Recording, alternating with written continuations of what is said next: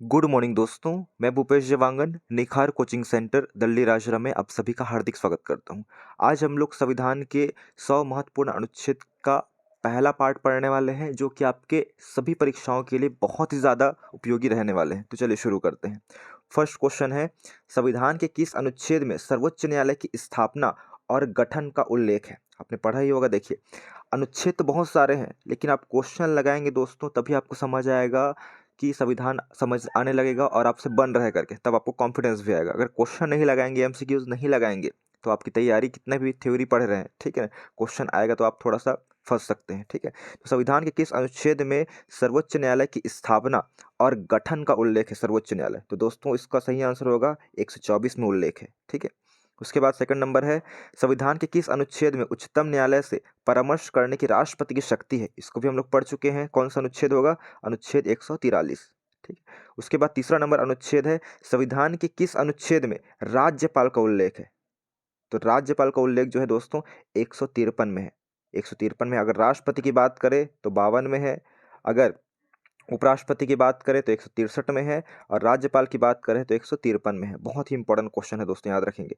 उसके बाद है, संविधान के किस अनुच्छेद में राज्य की कार्यपालिका शक्तियां राज्यपाल में निहित होगी के बारे में बताया गया है कि कार्यपालिका शक्ति जो है राज्यपाल में निहित होगी? तो इसका जो है जस्ट देखिए, हम लोग पढ़े हैं जस्ट इसमें 153 इसमें राज्यपाल का पद है, और जस्ट 154 में राज्य की कार्यपालिका शक्ति है। जैसे कि हम लोग राष्ट्रपति में पढ़ते हैं 52 में कि राष्ट्रपति का पद, और 53 में पढ़ते हैं फिर हम लोग कि संघ की कार्यपालिका शक्ति का प्रमुख।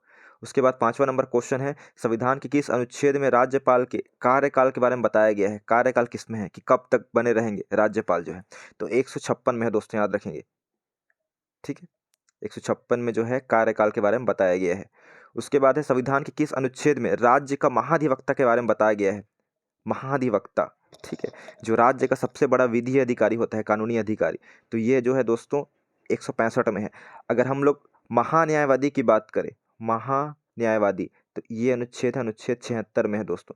ये जो है देश का सबसे बड़ा विधि अधिकारी होता है, और ये महाधिवक्ता जो है राज्य का है। हमको राज्य का पूछा गया था, इसलिए 165 आया।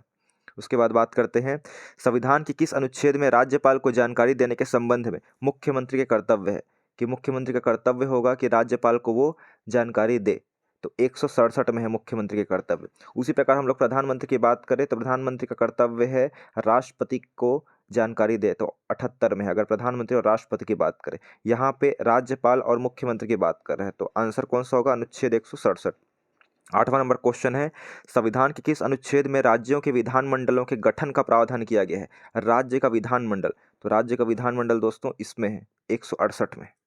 ठीक है, 168, 69, 70 ऐसे हम लोग पढ़ेंगे, तो 168 में विधानमंडल है। उसके बाद है, संविधान के किस अनुच्छेद में राज्यों के लिए उच्च न्यायालय का प्रावधान किया गया है? उच्च न्यायालय, तो उच्च न्यायालय का प्रावधान दोस्तों 214 में, जैसे कि हम लोग पढ़े हुए हैं सुप्रीम कोर्ट और हाई कोर्ट। सुप्रीम कोर्ट का उल्लेख 124 में है, फिर यहाँ से स्टार्ट करना है 20 से, फिर ऐसे, फिर 214 में, 214 में क्या है? तो हाई कोर्ट है, ये याद रखना है।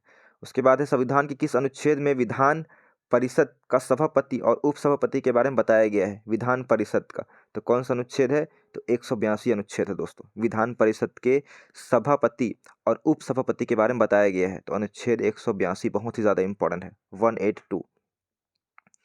उसके बाद है, संविधान के किस अनुच्छेद में विधान परिषद के उपसभापति का सभापति के तौर पर कार्य करने की शक्तियां बताया गया है? कि जब सभापति नहीं रहेगा तब उपसभापति जो है उसके कार्य का निर्वहन करेगा, उसके बारे में बताया गया है, तो 184 में।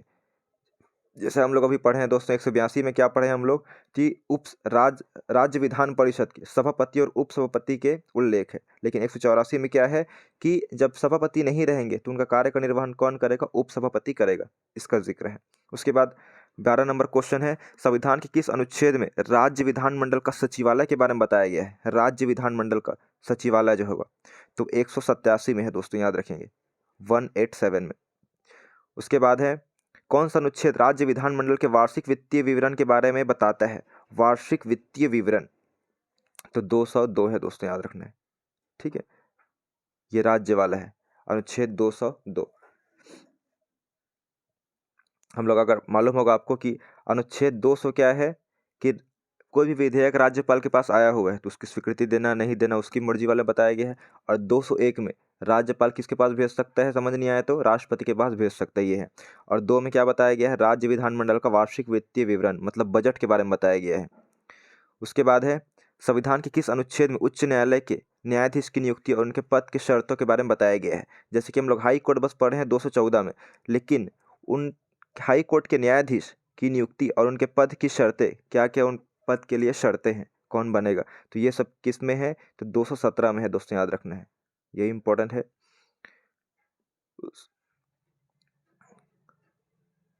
उसके बाद है देखिए इसमें कि संविधान के किस अनुच्छेद में 2 या अधिक राज्यों के लिए एक ही उच्च न्यायालय की स्थापना के बारे में बताया गया है। दोस्तों जो आप लोग क्वेश्चन जो है थोड़ा बहुत कठिन लग सकता है, लेकिन ये जो है ऐसा सर्च किया हुआ हूँ जो कि आपके एग्जाम के लिए बहुत इंपॉर्टेंट है। एकदम सरल सरल रहता है वो आपके एग्जाम में नहीं आएगा, लेकिन थोड़ा सा अब इसमें अंदर का क्वेश्चन आएगा, अनुच्छेद से पूछा जाएगा, तो मैं वही सेट लेकर आया हूँ। वही बोला गया है क्वेश्चन में, देखिए संविधान के किस अनुच्छेद में 2 या 2 से अधिक राज्यों के लिए एक ही उच्च न्यायालय की स्थापना के बारे में बताया गया है, तो वो कौन सा है, 231 है दोस्तों, याद रखेंगे 231। आप लोग को मालूम होगा कि 214 में हाई कोर्ट के बारे में पढ़े हैं और 217 भी पढ़े हैं, उसमें क्या है, हाई कोर्ट के न्यायाधीश है, उनके पद एवं शर्तें के बारे में बताया गया है, नियुक्ति के बारे में। और 231 में इसमें क्या है, 2 या 2 से अधिक राज्यों के लिए एक उच्च न्यायालय होगी, इसका प्रावधान करता है। फिर 16वां नंबर क्वेश्चन है, संविधान के किस अनुच्छेद में भारत की संचित निधि का उल्लेख है, संचित निधि, तो संचित निधि का उल्लेख 266 में है दोस्तों, ठीक है। उसके बाद है संविधान के किस अनुच्छेद में वित्त आयोग का उल्लेख है, तो वित्त आयोग का उल्लेख 280 में है। वित्त प्रत्येक 5 वर्ष में राष्ट्रपति जो है वित्त आयोग का गठन करता है दोस्तों। उसके बाद है संविधान के किस अनुच्छेद में अखिल भारतीय सेवाओं का उल्लेख है, अखिल भारतीय सेवा, तो अखिल भारतीय सेवा का दोस्तों 312 में है। यह राज्यसभा का विशेष अधिकार है, ये राज्यसभा करता है ये वाला जो सृजन। उसके बाद है संविधान के किस अनुच्छेद में संघ और राज्यों के लिए लोक सेवा आयोग, संघ और राज्य दोनों के लिए लोक सेवा आयोग का प्रावधान करता है, 315 है दोस्तों, बहुत इंपॉर्टेंट है। आप यूपीएससी सीजीपीएससी जो भी है, ये अनुच्छेद 315 में आएगा। उसके बाद है संविधान के किस अनुच्छेद में लोक सेवा आयोग के सदस्यों की नियुक्ति और अवधि के बारे में बताया गया है, 315 में दोनों है, ठीक है ना। उसके बाद इनके सदस्यों, लोक सेवा आयोग के जो सदस्य रहेंगे, सदस्य मतलब जो अधिकारी उसमें रहेंगे, जो शामिल अध्यक्ष रहेंगे, सदस्य रहेंगे, ठीक, ये सब की बात हुई, तो वो 316 में है। तो दोस्तों आज हम लोग 20 क्वेश्चन ही करेंगे, ठीक है। मेरे कोचिंग का टाइम हो रहा है जाने का। आप लोग इस वीडियो में जो भी अनुच्छेद है उसको कॉपी में अच्छे से लिख लीजिएगा। Thank you.